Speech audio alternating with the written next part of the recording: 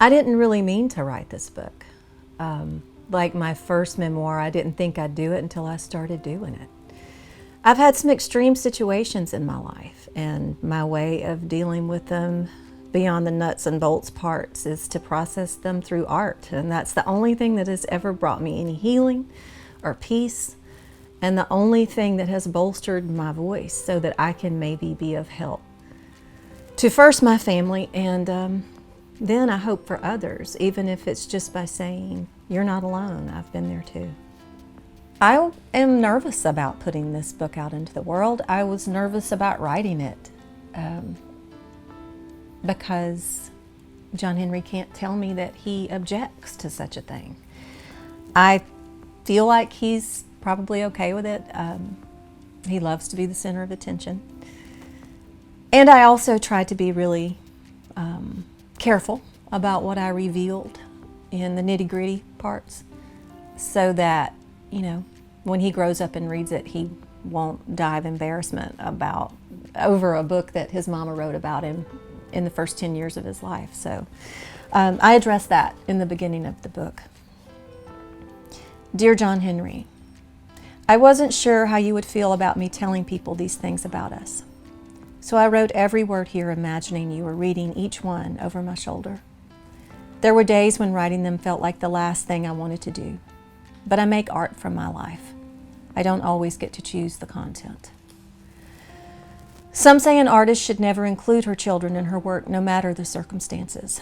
That the best stories are the best stories, just as much or more because of what you leave out of them rather than what you put in. But you are my work, my beloved son. You are my mind's resting place. You are my life. Sometimes the stories we love the most are our favorites because of what we're brave enough to leave in. I can't remember who it was that once said to me, "You're one of those people with one of those lives." But I do remember not being able to argue that urgent and important things have happened. They still do. Those happenings inevitably require a response from me, and the best one I can offer is to try to turn them and their effects into something I can present back and whisper, "Here's what I've faced. Here's what I've learned from it. You are not alone in how you feel. No matter what it is, it can be okay." That's the most honorable way I've figured out how to be of help or service in this world. More than any other person or event, you have taught me, and you have changed me just by being you. You have been doing that since the day you were born. You will continue to do that until the day I die. So I can't imagine keeping to myself what a profound effect you've had on who I am. That is the most urgent and important of all the things that have happened.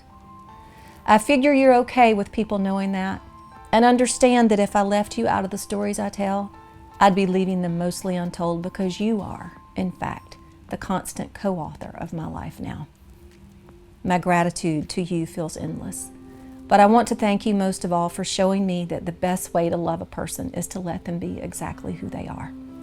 And just so you know, exactly who you are is perfect.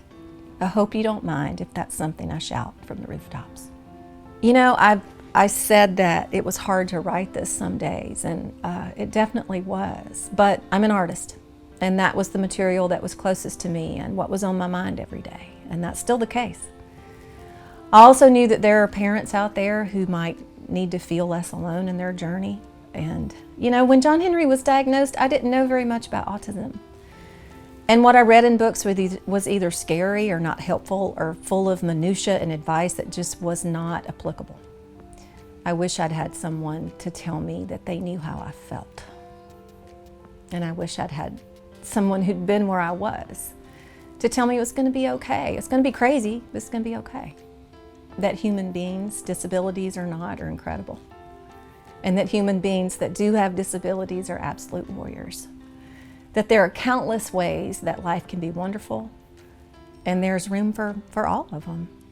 That days are long and years are short. That most people are good and want to help others. That prayers get answered. And that love is the most powerful force that any creature can have in their life. The hardest parts about living with autism, seeing my child struggle. Imagining what may or may not be in his mind, figuring out how to adapt to the idea that he may never get that excited about the holidays or his birthday or anything that most of us are expected to get excited about. Knowing that his disability limits his life in some ways. Imagining what might have been had this not happened to him.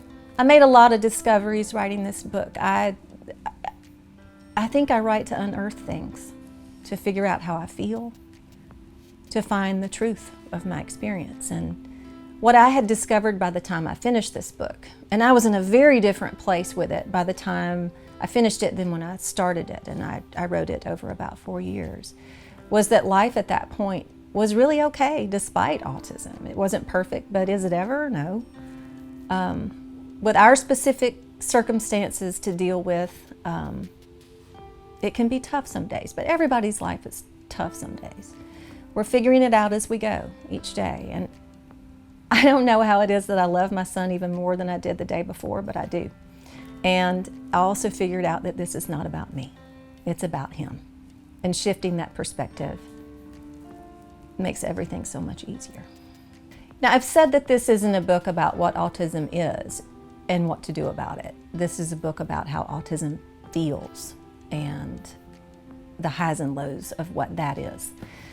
I guess it is at the end of the day a snapshot of what my son's particular autism is, but there's no list of programming choices and there's no list of recommended supplements to try, and there's nothing like that in this book. This is a book for anyone who has struggled with how to do one of the most important jobs a person is called to do, and that's be a parent. It is certainly overwhelming when you look down the barrel of the beast, so to speak, and try to see into the future and try to figure out, what's going to happen. But, I deal with that in a couple ways. I try to arm myself with as much information as I can about what my child's rights are inside and outside of the school system. I mean, he's not going to be in school forever. In fact, he's about halfway through. Being prepared is a huge comfort for me. It's taken years, but I'm finally starting to settle down a little bit about all that. And all I can do on my end is everything I can do, and making sure his life while I'm on the planet is as good as it can be, and trying to make sure that things are sorted for him when his father and stepfather and I are gone. And that probably won't be enough, but I cope by continuing to learn how to be in the moment and by trying to learn that it probably will be okay, by seeing that John Henry is happy and he knows he is loved today. And I do my best when I remember that all we really have is today.